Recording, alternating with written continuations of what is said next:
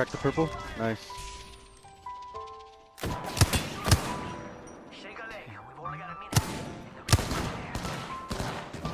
Got no angle on him. We got a guy right here.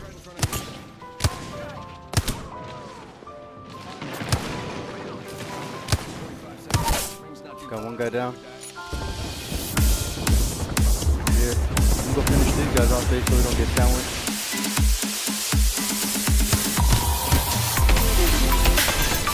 Got these guys down, baby.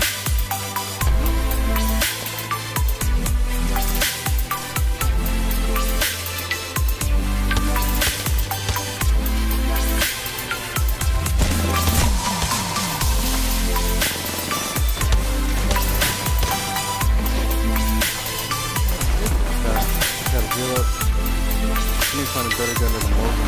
His teammates coming, babe. Teammates. Got him. Come heal up.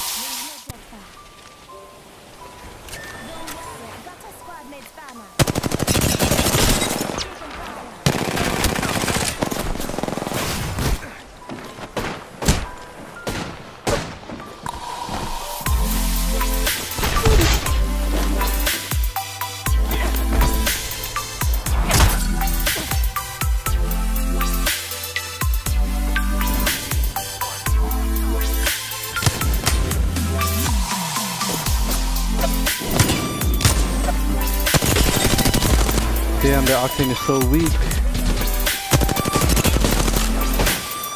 Hurry up, babe. Hurry up and find stuff.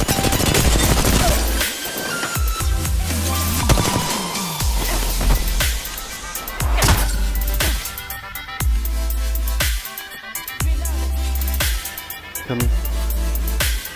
Left side. Got him. Oh, there's enemies right here too.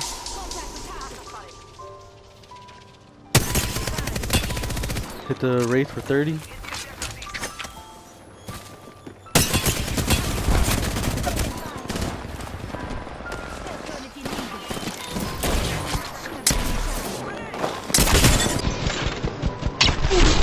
Got the other one down.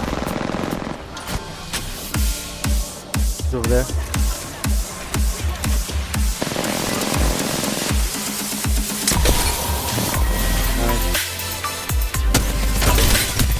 Wraith is weak, Wraith is weak. Nice.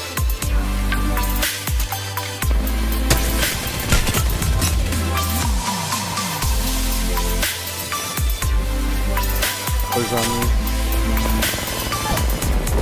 Nice.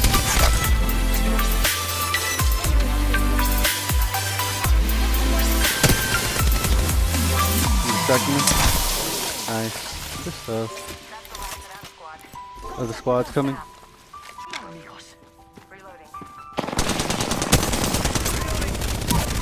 Good stuff.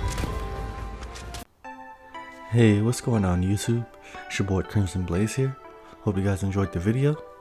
Today I'm going to be continuing my series in which I go through the book of Genesis in the Old Testament and give you guys more details on the stories, as well as help you guys understand some things you might not have understood before.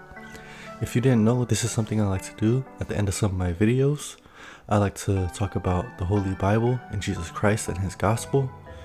And if that's something you're not into, or if you think it's kind of weird to talk about religion in a video game video, I understand. I'm not going to feel mad or sad if you choose to stop watching right now. I'm just thankful to you for choosing to watch my video so far. And so without further ado, let's get into part 4 of my series on the book of Genesis.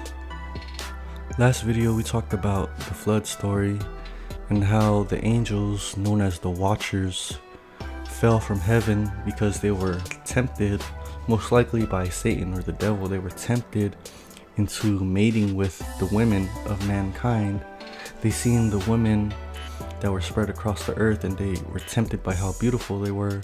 They wanted to mate with them and have a family, but God forbid angels to mate with humans. That wasn't in God's design, and the angels knew this, but still they were tempted and they rebelled against God by these actions in which they were mating with human women, and their offspring they weren't human offspring. They came out to be, half human, half spiritual offspring, also known as, the giants, or the gods of the mythology throughout the world, like the Greek gods or the Hindu gods of Hindu mythology. All these different mythologies around the world are filled with these offspring of the angels and women's children. It's pretty much all their children that are filling these mythologies around the world.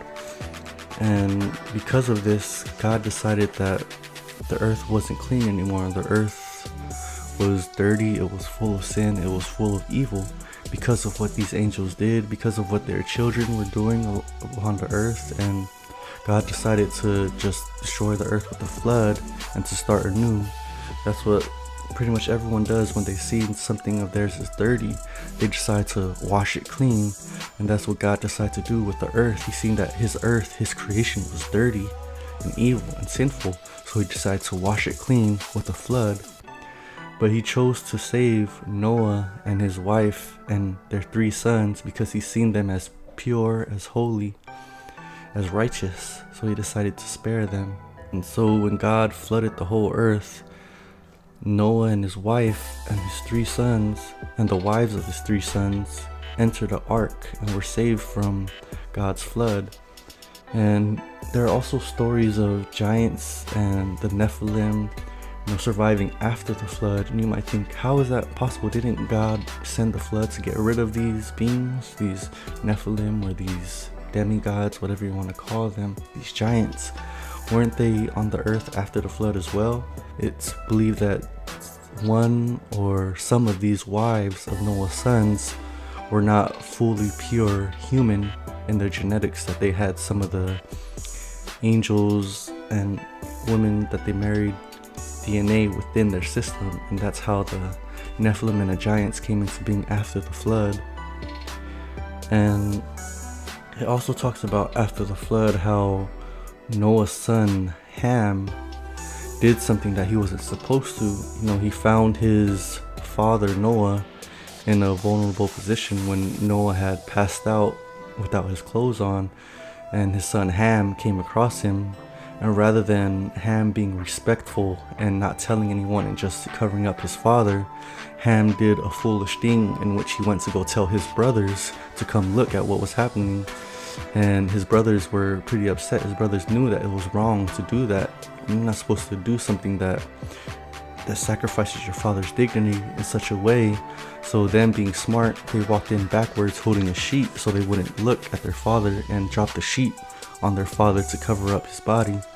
But when Noah woke up, he found out what Ham had did, and he cursed Ham in his line. And it's popularly believed that from the line of Ham came the giants and the Nephilim after the flood, because of that curse, because of his foolishness.